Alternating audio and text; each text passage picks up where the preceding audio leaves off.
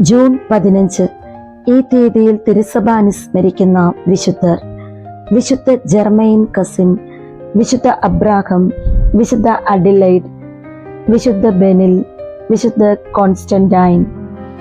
വിശുദ്ധ Germain cousin 1579-1601 കാലഘട്ടത്തിലാണ് വിശുദ്ധ ജെർമെയിൻ കസിൻ ജീവിച്ചിരുന്നത്.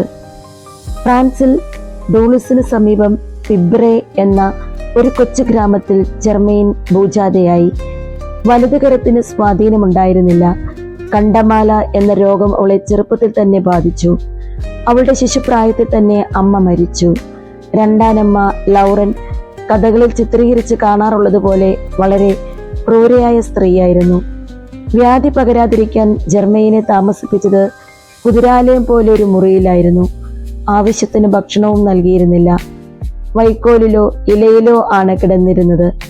പകൽ ആട് നോക്കിക്കൊണ്ടിരുന്നു. ചില ആട്ടിടയന്മാർ നക്ഷത്രങ്ങളുടെ ചിത്രം തയ്യാറാക്കിയിട്ടുള്ളതായി കേട്ടിട്ടുണ്ട്. ജെർമെയിന്റെ ചിന്തകൾ നക്ഷത്രങ്ങളിൽ ഒതുങ്ങി നിന്നില്ല. ദൈവത്തിലേക്ക് സദാ തിരിഞ്ഞുകൊണ്ടിരുന്നു.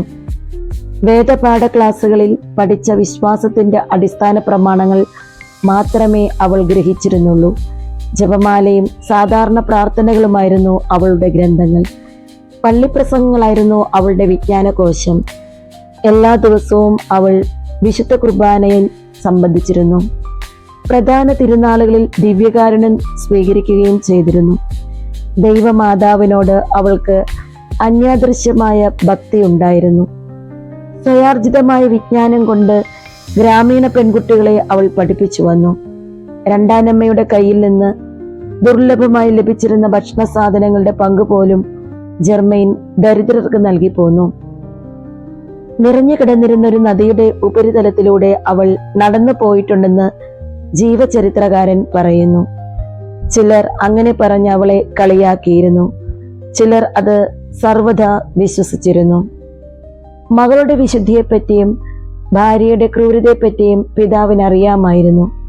മകളെ സ്നേഹപൂർവ്വം വളർത്തണമെന്ന് ലൗറന്റിനോട് അദ്ദേഹം ആജ്ഞാപിച്ചിരുന്നു. എന്നാൽ അദ്ദേഹത്തിന്റെ വാക്കുകൾ യാതൊരു ഫലവും ഉളവാക്കിയില്ല. ജെർമെയിൻ അവളുടെ മുറിയുടെ ഏകാന്തതയിൽ കഷ്ടതകളോട് പൊരുത്തപ്പെട്ട് മുന്നേറിക്കൊണ്ടിരുന്നു. അങ്ങനെ ഒരു ദിവസം തന്റെ ഇലകൊണ്ടുള്ള ശയ്യയിൽ 1601 22ാമത്തെ വയസ്സിൽ അവൾ മരിച്ചു. അവളുടെ പ്രശസ്തമായ വിശുദ്ധി നാമകരണത്തിന് വഴിതെളിച്ചു. 1867 9ാം പിയൂസ് മാർപ്പാപ്പ അവളെ വിശുദ്ധയെന്ന് നാമകരണം ചെയ്തു.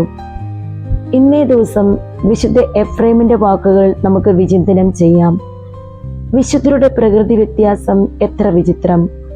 ഓരോരുത്തരും തങ്ങളുടെ സാഹചര്യങ്ങൾ ശരിയായി വിനിയോഗിച്ചാൽ വിശുദ്ധിക്ക് പ്രതിബന്ധമൊന്നുമില്ലെന്ന് 22 വയസ്സിൽ അന്തരിച്ച ഈ കന്യക വിശുദ്ധമാക്കുന്നു.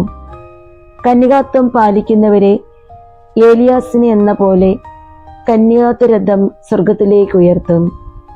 വിശുദ്ധയായ ജെർമെയിൻ കസിനെ വിഷമകരമായ പ്രതിസന്ധികൾ ഉണ്ടാകുമ്പോൾ പിതാവായ ദൈവത്തോട് പൂർണ്ണ ആശ്രയം വെച്ചുകൊണ്ട് ഞങ്ങളുടെ ഓരോരുത്തരുടെയും ജീവിതം മുന്നോട്ട് കൊണ്ടുപോകുവാൻ, അതിനുള്ള ധൈര്യം ലഭിക്കുവാൻ പിതാവായ ദൈവത്തോട് നിരന്തരം മാധ്യസ്ഥം വഹിച്ച് പ്രാർത്ഥിക്കണമേ.